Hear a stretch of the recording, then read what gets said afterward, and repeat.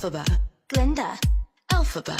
Glinda, I'm a witch, and I'm a witch. but which is which? Well, here's the sitch. We were roommates back at school. Alfie's awkward. Glinda's cool. We were strangers, That's no lie. but now we're besties, ride or die. The school we go to, it's called Chiz.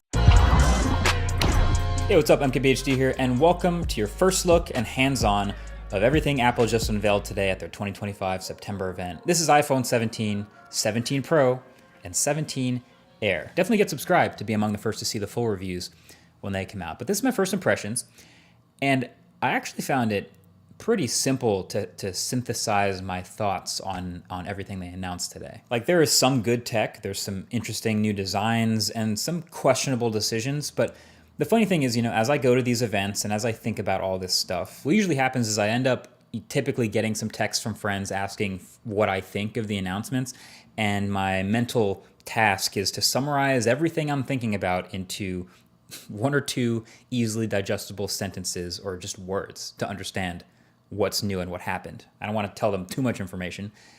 And so that's what I'm going to give you about each of the things Apple announced today. I'm going to give you my super compressed version of what I saw. So let's just start with the iPhone 17, right? The base new iPhones. My ultra simple summary for the iPhone 17 would be, hey, it got ProMotion and a better selfie camera, and the rest is mostly the same.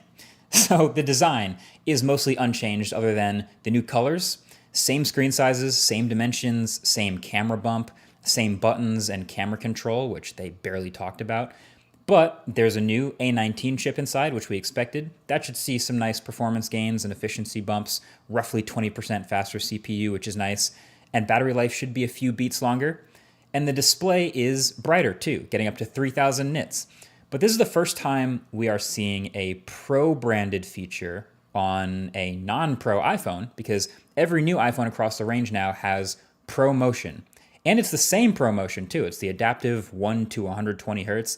Doesn't seem to be handicapped at all. It's funny, we always used to have that, regular people don't care about 120 hertz argument, but now here it is on the new base iPhones. So, hey, sounds great to me. This makes the base iPhones much more usable, and so does the new base storage of 256 gigs. So those are welcome upgrades. But the other new thing was the selfie camera.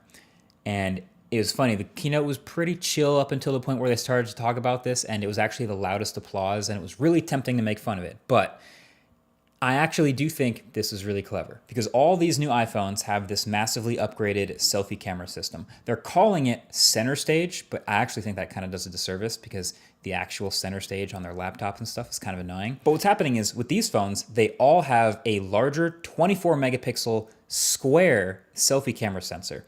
And so then when you go to take a selfie, the phone can take a regular vertical selfie, or can manually or even automatically take a horizontal selfie without you having to rotate the phone. And honestly, this might be genius. Like, the default for most people is obviously to take a vertical selfie now. It just fits on the phone. You're probably viewing it on the phone. But if you go to take a horizontal selfie to fit more people, suddenly the camera lens is off to the side and it's a little bit less natural looking. So now, since the selfie camera is larger and a square, it can literally just crop an 18 megapixel selfie in portrait or landscape, and for videos or photos. I think it's great. It's very useful. It might be the biggest upgrade to the iPhone 17. So then there's the iPhone 17 Pro. And my quick friendly summary of the Pro phones is, hey, they got better zoom and more battery and orange.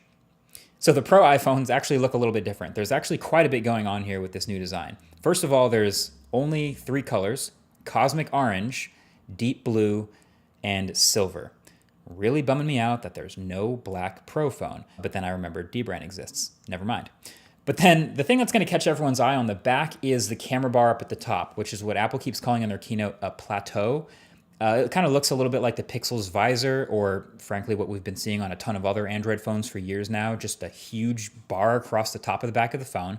But it's actually not just cameras in here. Apple's done some rearranging of the insides of the phone to actually shove more components, like the A19 Pro chip and the logic board and storage up here in that bar, so they could fill out more of the bottom of the phone with more battery. And that approach is going to make even more sense in a little bit. But my first reaction to that is, Oh yeah, great. That sounds like these Pro phones might actually come with a real substantial battery upgrade from last year, which is again very welcome. Now you might also notice some other little things like the millimeter wave antenna at the top of the phone and the ring around that plateau actually also being an antenna. But then the other new design element is that they actually switched back